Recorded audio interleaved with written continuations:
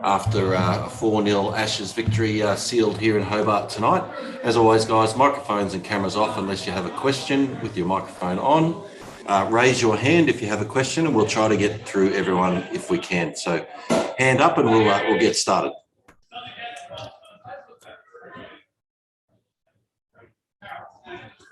Malcolm Conn.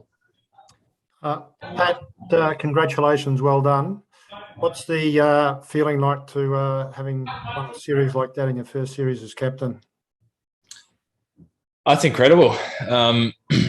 Yeah, it's just, an Ashes series is one that you have in your diary for, a couple of years.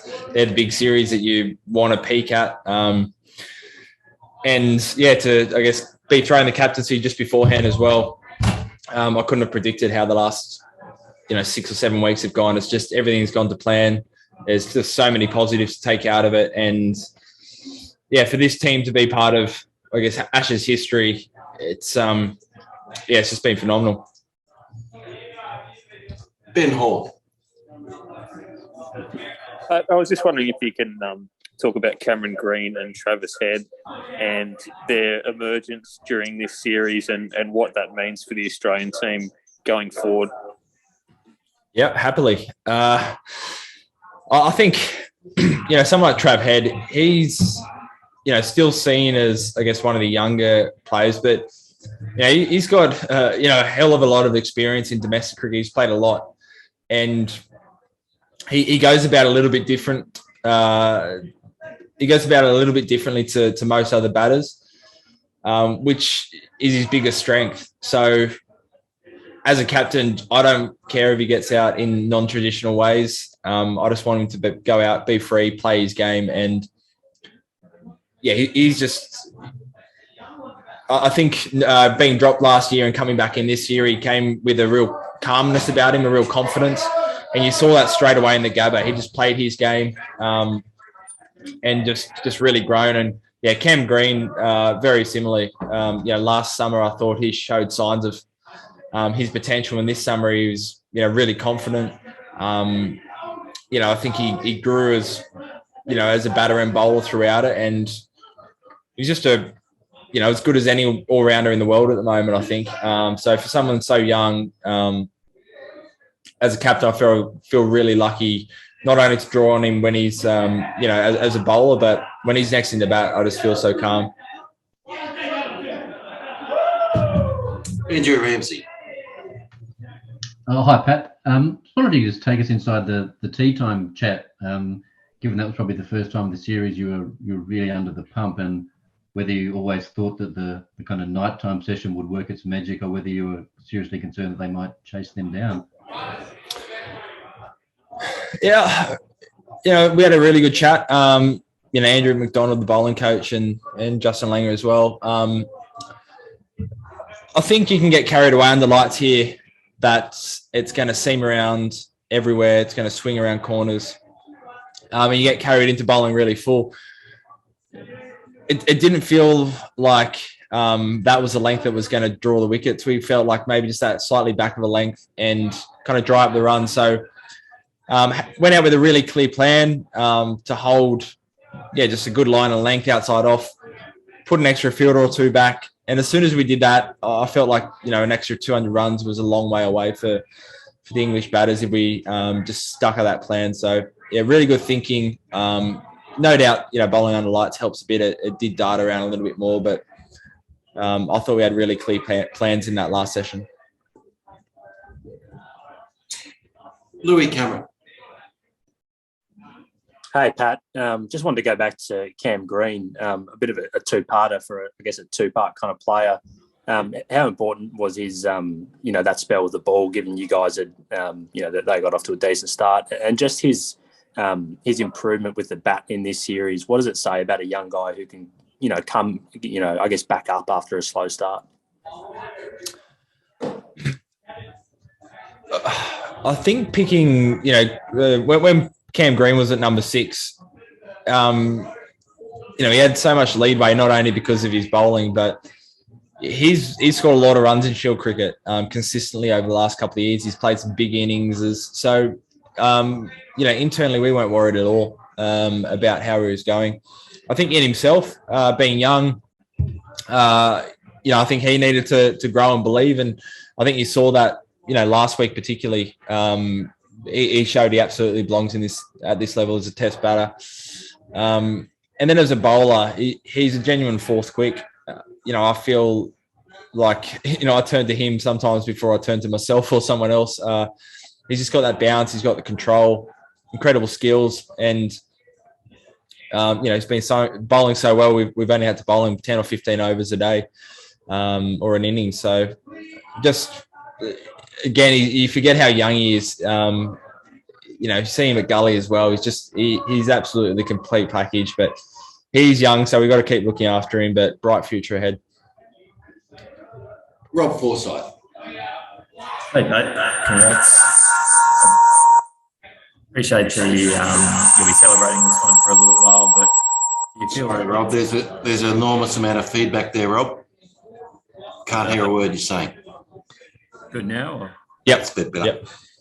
You obviously celebrate this one for a little while, but do you feel like you've built the sort of adaptability to have success in other parts of the world to really sort of dominate world cricket? I hope so. I thought the way we played on day one, we're 3 for 12.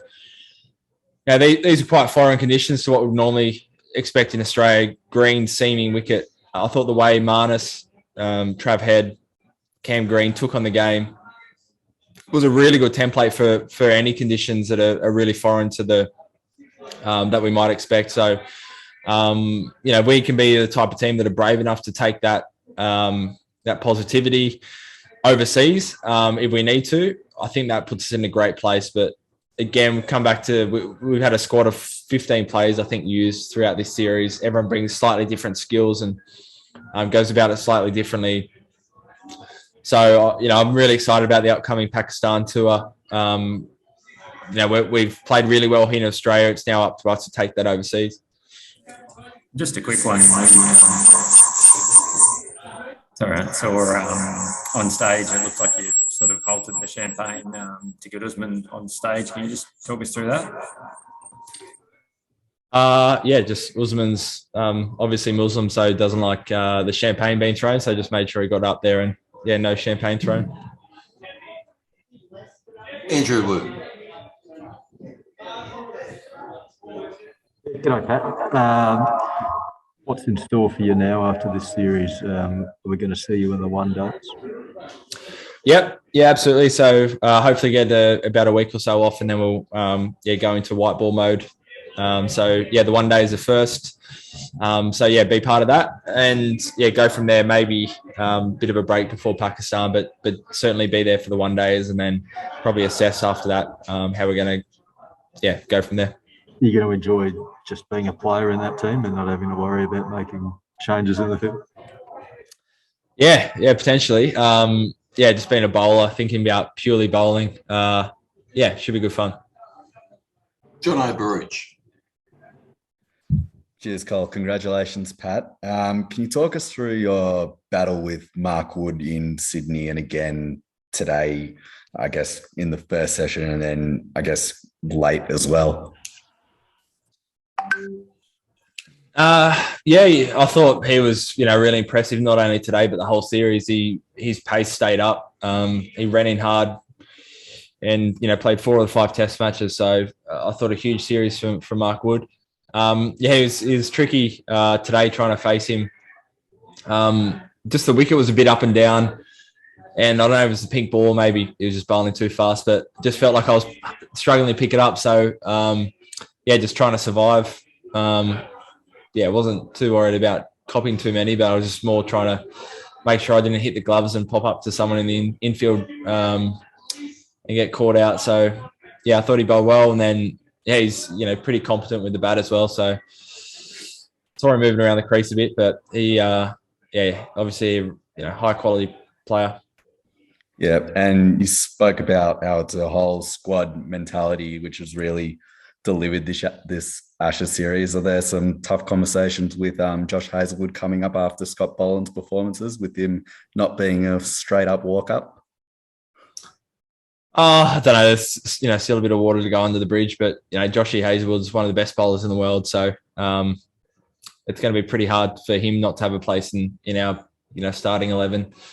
But international cricket's hard work. You need to build a squad of particularly fast bowlers, and I feel like we got that between Jai, Scott, Michael Nesser as well.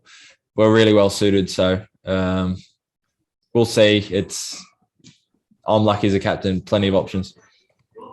Cheers, Pat. Dan Cherney again. G'day, Pat. Congratulations. And you touched on Cam Green being, legitimate fourth seamer. Look, mindful that you not to get ahead of yourselves, but how far away are we from him being a third seamer, especially in the context of Nathan Lyon not bowling at all in this Test match and not bowling in the second innings in Melbourne? And is there scope down the track to play, say, an extra batter and have Cam as really a fourth bowler, so to speak? Don't know. I haven't really thought of it. He still is young. He's still coming off some back issues, so I don't think we'll be seeing that anytime soon.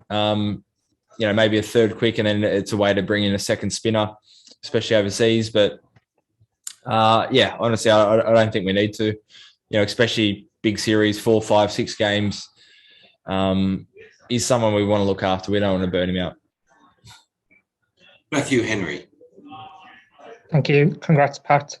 You said at the presentation that you feel you're really building to something big. I just wondered if you could expand on where you want to take this team and how you're faring on that after this victory. I think to be the best side in the world, you have to win at home, but almost more importantly, you need to be successful overseas. So that's the challenge for this side. We haven't played a lot overseas in the last couple of years. Pakistan, Sri Lanka, India next year, England, it's all really foreign conditions to Australia. So that's going to be our challenge. As I said, I feel like we're really well suited having a squad of probably 15 plus extras who aren't here that, I think can offer a lot in those conditions. So this is just hopefully the beginning. I feel like we're all in a really good place. There's no imminent retirees, hopefully. So hopefully we're building something big for the next few years. Ben Hall. Pat, I'm not sure whether you had these question marks yourself, but, your first series as captain as a fast bowler, something that's never really been done before in Australia, to finish as the top wicket taker for the series, were you pleased with that in the sense of, you can do both jobs? It didn't impact on your bowling? For sure. Yeah, absolutely. That was probably my biggest worry in accepting the role as captain was I'm in the team as a bowler. I want to make sure that's protected and I'm able to perform as well as I'd like. So I think with each game I felt better at managing that. I could really switch off the, take off the captain's hat and just be a bowler for my overs and even little things around bowling changes, moving fields in between my overs. I felt like I got better at managing that as the series went on. So that's a hugely pleasing thing. Again, it might be difficult in the heat or longer innings, but I feel like it's something I'm only going to get better at.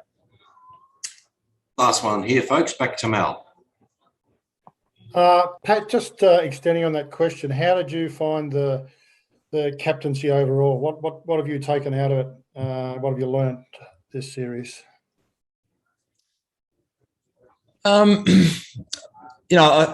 sure there's more scrutiny, but in terms of the actual role on the field and conversations around the change room and those kind of things, it is manageable. It's not a hell of a lot different to what I'd be having anyway as a bowler. I think you just got to be across a little bit more, but I think the role's big and important. It's probably not as all encompassing as I perhaps might have thought when I first took it on.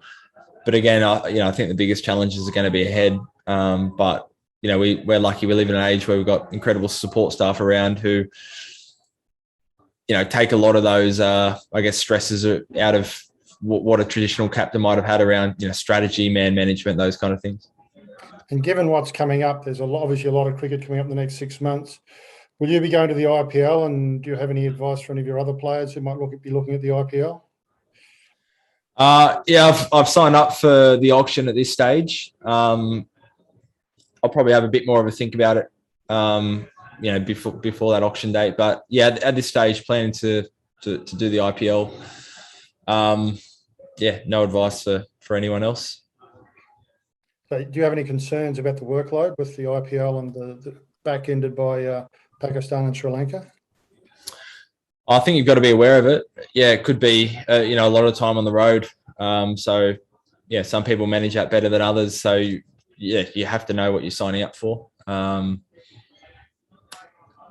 it could be a longish winter, but the last couple of winters have been pretty quiet at home.